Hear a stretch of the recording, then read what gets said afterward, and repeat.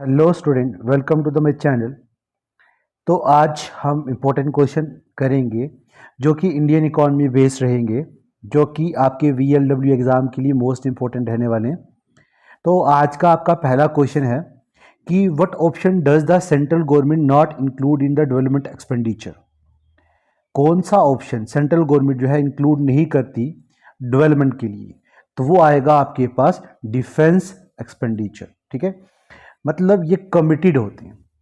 कुछ ऐसे एक्सपेंडिचर होते हैं जो हमेशा कमिटेड होते हैं, जिनमें से एक ये है। ठीक है, डिफेंस एक्सपेंडिचर पे कभी भी वो मतलब कि डेवलपमेंट एक्सपेंडिचर के लिए डिफेंस एक्सपेंडिचर को कभी भी वो पीछे नहीं कर सकती। जैसे ग्रांट्स वगैरह, ग्रांट्स क्या होते हैं? जो वो स्टेट को देती है। ठीक है, और ग्रांट जो होते हैं ये वापस स्टेट पे ही नहीं करती। एक होता है जैसे आप किसी से पैसा ले रहे हो तो वो उसे वापस से लौटाओगे, मगर ग्रांट्स एक ऐसा मतलब मनी होगा जो किसी को सेंटो की है, मतलब सेंटर ने स्टेट को दी है, मगर देगी भी किस में? किस में देगी? ये किस्तों में देगी, पूरा एक ही बार में नहीं देती है। और साथ में ये क्या करेगी, मतलब ग्रांट के साथ साथ में जो ग्रांट वगैरह रहेगा वो किस तरह से पे करेगी? किस्तों में, और किस्तों के साथ साथ में ये ग्रांट उसे वापस स्टेट को उसे वापस पे नहीं करना पड़ता, ये याद रखें आप। ठीक है, अच्छा, expenditure on social and community services, ये तो आप कर सकते हैं इंक्लूड, ना भी करो चलेगा। अच्छा, एक्सपेंडिचर ऑन इकोनॉमी सर्विसेज, ये भी चलेगा, मगर जो अप्रोप्रिएट आंसर रहेगा वो रहेगा डी, डिफेंस एक्सपेंडिचर को कभी भी वो इंक्लूड नहीं करेगी उसको। ठीक है, वो उनके अंडर में नहीं रहता और ये इनको करना ही पड़ता है। ठीक है, तो ना करेंगे तो अपना ही नुकसान है। आगे नेक्स्ट क्वेश्चन है, which are the following define depreciation. Depreciation तो आपने अकाउंटेंसी में पढ़ा होगा जिन्होंने फा की प्रिपरेशन की है। डेप्रिसिएशन होती है वियर एंड टियर की वजह से किसी भी एसेट की वैल्यू का रिड्यूस हो जाना। ठीक है, तो इसका जो अप्रोप्रिएट आंसर रहेगा वो रहेगा loss of equipment over time due to wear and tear. Just मैंने जो कहा वो वही है, जब सामान कुछ देर तक यूज करने के बाद उसकी जो वैल्यू है रिड्यूस हो जाए उसे डेप्रिसिएशन कहते हैं। चलिए नेक्स्ट क्वेश्चन पे। आज का आपका नेक्स्ट क्वेश्चन है कि generally deficit financing can create inflation, how it can be checked if. ठीक है, अप्रोप्रिएट आंसर रहेगा इसका, पढ़ते हैं सारे ऑप्शन पहले। Government expenditure increase the aggregate supply in the aggregate demand ratio, all the investment is indicate as the payment on the national debit only, and only the aggregate demand is increase. सारे के सारे right हैं, तो answer रहेगा all of the above. ठीक है, answer क्या रहेगा इसका? All of the above. चलिए नेक्स्ट क्वेश्चन पे। नेक्स्ट क्वेश्चन है,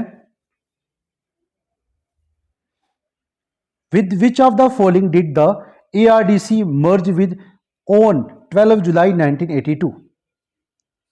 वो है नबार्ड। क्या है? नबार्ड, जिसकी वजह से ये मर्ज हुई थी ARDC 12 जुलाई 1982 में। ठीक है, तो ये रहेगा आपके पास अप्रोप्रिएट आंसर। नेक्स्ट क्वेश्चन है, which is the main cause of export surplus. Main cause क्या है एक्सपोर्ट सरप्लस का? ठीक है, वो है development in national and international market. ठीक है, जब कोई कंपनी या कोई कंट्री एक्सपोर्ट करना शुरू कर लेती है, सबसे पहले जब प्रोडक्शन करेगी तो वो क्या करेगी? अपनी ही कंट्री में बेचती है। जब वो प्रोडक्शन बहुत ज़्यादा करना शुरू कर लेती है तो वो आउटर कंट्री में उसे एक्सपोर्ट करने की कोशिश करेगी। एक्सपोर्ट जो है सबसे मेन मुद्दा रहता है किसी भी कंट्री का डेवलपमेंट के लिए। जब कंट्री एक्सपोर्ट करना शुरू करती है तो वो डेवलपिंग से डेवलप्ड कंट्री की तरफ जा रही होती है। ठीक है, और तेज़ी से, इसलिए एक्सपोर्ट ज़रूरी है इंपोर्ट से। तो इंपोर्ट कम हो और एक्सपोर्ट क्या हो? ज़्यादा हो। ठीक है, आगे है नेक्स्ट क्वेश्चन कि if RBI reduce the cash reserve ratio, अगर वो CRR को कम कर देगी तो what will happen to the credit creation? क्या होगा? It will increase, credit creation जो होगा वो इंक्रीज हो जाएगा। ठीक है, याद रखें। Next question, important question, which option is not mention in a firm balance sheet? कौन सा ऑप्शन फर्म की बैलेंस शीट में नहीं दिया जाता? वो दिया नहीं जाता, कौन सा है वो? Revenue from the sale of the companies product. ठीक है, ये बैलेंस शीट में शो नहीं किया जाता। नेक्स्ट क्वेश्चन है कि which of the following does the state financial corporation in the State Bank of India give special assistance to? वो है मीडियम एंड स्मॉल इंडस्ट्री, इसका अप्रोप्रिएट आंसर। चलिए नेक्स्ट पे। नेक्स्ट क्वेश्चन है which of the following are the central cooperative bank directly associate with, वो है state cooperative bank. क्या आएगा? State cooperative bank. चलिए नेक्स्ट क्वेश्चन पे। नेक्स्ट क्वेश्चन है the first complete Indian bank was established in which year, वो था 1894 को। ठीक है, पहला कंप्लीट इंडियन बैंक था। तो आप कमेंट में बताएंगे कि पहला कंप्लीट इंडियन बैंक कौन सा था। Next question, high inflation level in the economy led to the dash in the supply of money. जल्दी बताएं, हाई इन्फ्लेशन लेवल जो होती है इकोनॉमी में किस चीज़ को लेड करेगी सप्लाई ऑफ मनी में? उसे डिक्रीज करेगी सप्लाई ऑफ मनी को, इंक्रीज करेगी या नो चेंज? तो अप्रोप्रिएट आंसर रहेगा increase in the money supply. ठीक है, याद रखना इन्फ्लेशन तब बढ़ती है जब मनी सप्लाई मार्केट में बढ़ जाती है। ठीक है, अगर आरबीआई जो मनी होगी उसे इंक्रीज कर देगा मार्केट में, ठीक है, तो काज क्या होगा? इसकी वजह से काज होगा आपकी इन्फ्लेशन। क्या काज होगी? इन्फ्लेशन काज होगी। ठीक है, याद रखेंगे मनी सप्लाई की वजह से इन्फ्लेशन काज होती है। इसमें रोल सारा किसका होता है? आरबीआई का और गवर्नमेंट का। ठीक है, अगर मनी सप्लाई मार्केट में बढ़ जाए तो क्या होगा? इन्फ्लेशन आएगी। अगर मनी सप्लाई मार्केट में कम हो जाएगी तो डिफ्लेशन आएगी। याद रखेंगे इन्फ्लेशन महंगाई होती है और डिफ्लेशन महंगाई का कम होना। चलिए नेक्स्ट क्वेश्चन पे। तो कह रहा है dash compared inflation with the robbers, किसने इन्फ्लेशन को कंपेयर की थी किसके साथ? रॉबर्स के साथ। वो है प्रोफेसर ब्रह्मानंद एंड वेकोल। ठीक है, याद रखेंगे। चलिए नेक्स्ट क्वेश्चन पे। नेक्स्ट क्वेश्चन है कि which of the following concept is the opposite of inflation. Inflation होता है महंगाई, जस्ट ऊपर कहा था, उसका अपोजिट क्या आएगा? डिफ्लेशन। क्या आएगा? डिफ्लेशन। अब कमेंट में बताएंगे स्टैग्नेशन और रिसेशन क्या होता है। क्लियर? चलिए नेक्स्ट क्वेश्चन पे। नेक्स्ट क्वेश्चन है क्या government resorts to dash to reduce inflation. Government resorts to dash to reduce inflation, वो क्या करती है इन्फ्लेशन को कम करने के लिए? Cut in government spending, government spending को कम करना। ठीक है, याद रखने इन्फ्लेशन को रिड्यूस करने के लिए गवर्नमेंट स्पेंडिंग को कम किया जाता है। तो कुछ कारण मैंने ऊपर आपको बताए थे। नेक्स्ट क्वेश्चन पे चलिए। आज का आपका नेक्स्ट क्वेश्चन है कि when the price level of good and services are falling, जब प्राइस लेवल गुड और सर्विसेज का फॉल करता है continuously, this phenomenon is called as, इस तरह के फिनोमेनन को क्या बोलते हो?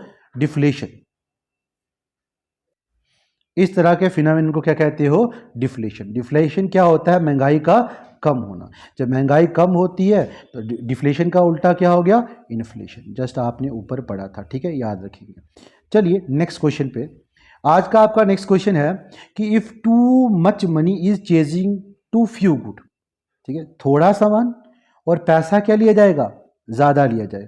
थोड़ा सामान और पैसा क्या लिया जाए? ज़्यादा लिया जाए। The resulting inflation is known as, उस तरह की इन्फ्लेशन को क्या कहते हैं? Demand pull inflation. क्या बोलेंगे?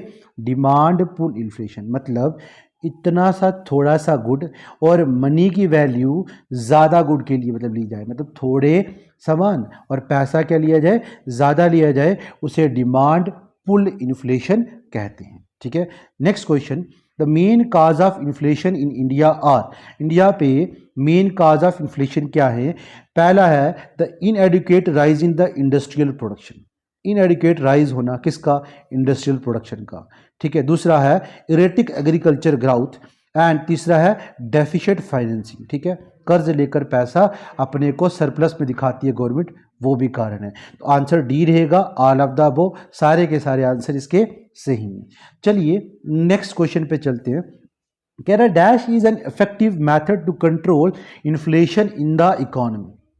ठीक है, क्या फैक्टर है जो इकोनॉमी में इन्फ्लेशन को कंट्रोल करने में मदद करता है? वो है cash reserve ratio. Cash reserve ratio inflation को कंट्रोल करने में इकोनॉमी में मदद करता है। ठीक है, एक इफेक्टिव मेथड है, एक इफेक्टिव मेथड है जो इन्फ्लेशन को कंट्रोल करने में मदद करता है। Next, inflation is measured as या बाय, ठीक है, इन्फ्लेशन को मेजर करते हो कंज्यूमर प्राइस इंडेक्स में। किससे करते हो? सीपीआई से, कंज्यूमर प्राइस इंडेक्स से इसको आप क्या करते हो? मेजर करते हो। आज का आपका नेक्स्ट क्वेश्चन है कि which inflation is the result of an increase in the price of factor of production, the result is. कौन सी इन्फ्लेशन रिजल्ट है increase in the price of factor of production? Factor of production जो है अगर उन वो बढ़ जाए, तो प्राइस के फैक्टर, मतलब फैक्टर ऑफ प्राइस अगर बढ़ जाएंगे, एफओपी बढ़ जाएंगे, तो रिजल्ट में कौन सी इन्फ्लेशन होती है? वो होती है cost pull inflation, push sorry, क्या होगा?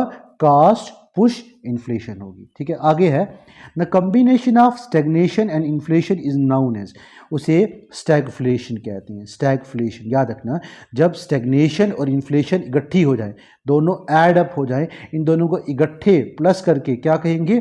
स्टैगफ्लेशन कहा जाता है।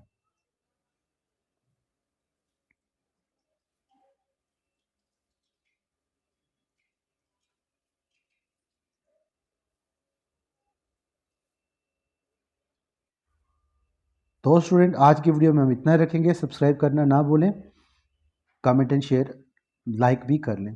Thank you for watching this video.